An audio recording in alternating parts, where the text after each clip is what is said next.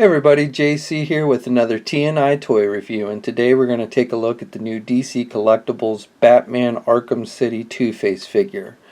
Now this figure hit comic and specialty shops this week. It comes packaged in the same kind of standard packaging that we've seen with the previous Arkham City figures. Your basic clamshell packaging. You've got like the cityscape for Gotham in the background. The figure's clearly displayed in the packaging, and then down below you've got the Batman Arkham City logo and the name of the character. Then on the back you've got a picture of the Two-Face figure and another figure that didn't actually come out this week. I'm not sure when it's going to be released, but Rabbit Hole Batman. Not really familiar with what's going on with that one, but I'm sure it was something that appeared in the game. And then you've got again the Batman Arkham City logo, and then underneath that a brief bio about the video game. Okay, so let's get this figure open and take a look at what's inside.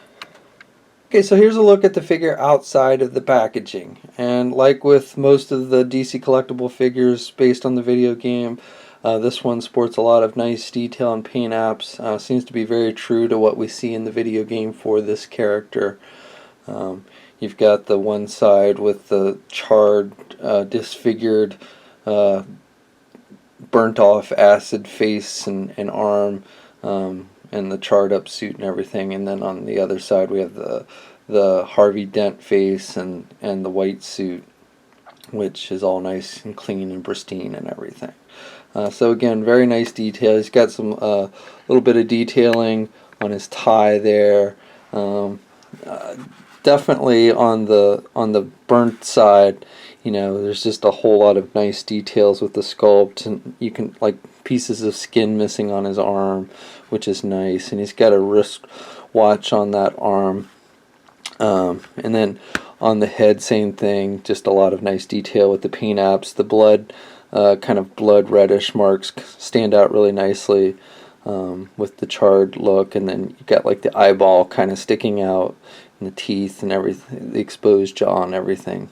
Just very kind of grotesque and lots of nice detail. I also like how the side, the Harvey Dent side, you can see is like, you know, because he's still got his hair on the side and stuff, so the skull is actually lower on the burnt side because it doesn't have as much skin and hair and things like that. So that's just really kind of nice. And then the other thing that I've kind of noticed is if you look at the figure head on, and I don't know how well it shows up on camera, but it's almost kind of like a lopsidedness, like the side with the charred burnt is almost seems a little bit higher. His like shoulder is up higher from the other side, so he's almost kind of like he's got kind of like a slouch. He's kind of got, just is not 100% level, so I don't know if that's accurate to the game, but it's kind of a nice detail, just kind of so it's just not perfectly balanced. I don't know, it just seems kind of cool to me. And a nice little detail. And then even down to his shoes, he's got the reverse, you know, on the charred side he's got the white tip shoes with the black, and then on the white side, on the Harvey Dent side, he's got the black tip shoes with the white shoes.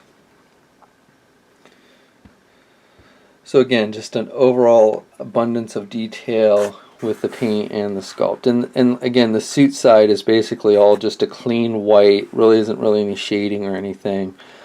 Basic skin tones, so just very clean looking. Now the figure comes with two accessories. He comes with a pistol, which is basically just kind of a gunmetal color, decent sculpting on the gun, but pretty similar to what we've seen with previous characters that come with guns, so nothing too different there. And he holds it well in the he holds it in his charred hand, and he holds the gun well. He's actually kind of got a trigger finger sticking out, so he can kind of get his finger on that trigger of the gun, which is nice. And then his other hand, his Harvey Dent, you know, non-burned hand, is sculpted to basically hold a little coin that he comes with. Now the coin is very tiny.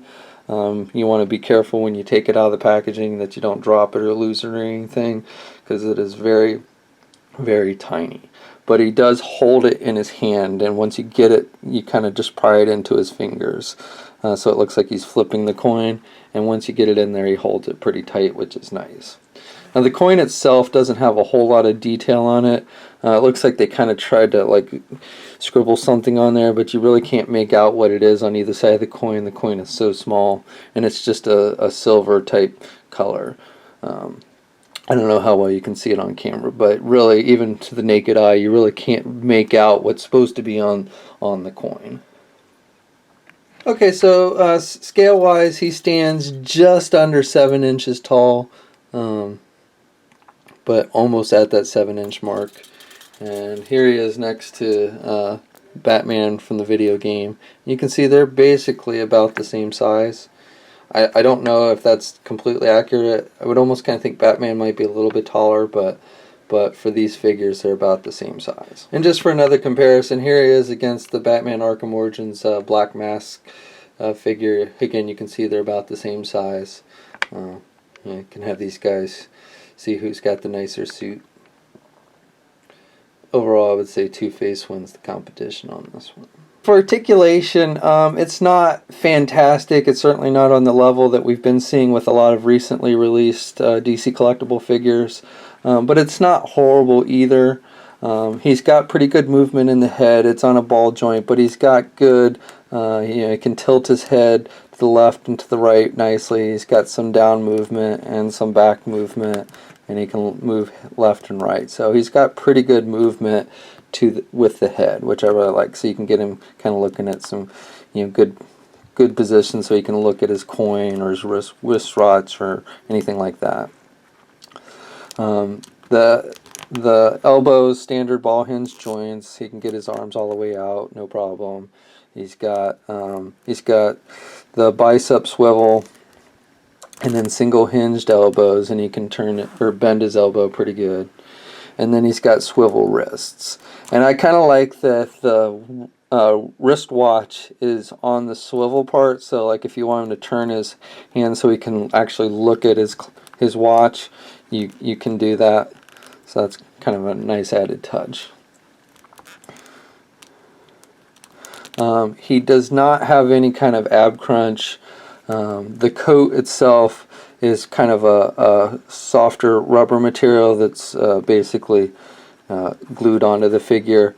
So he does have some movement. He's got some twisting. There seems to be a twist joint. Now he can't, he can twist pretty good.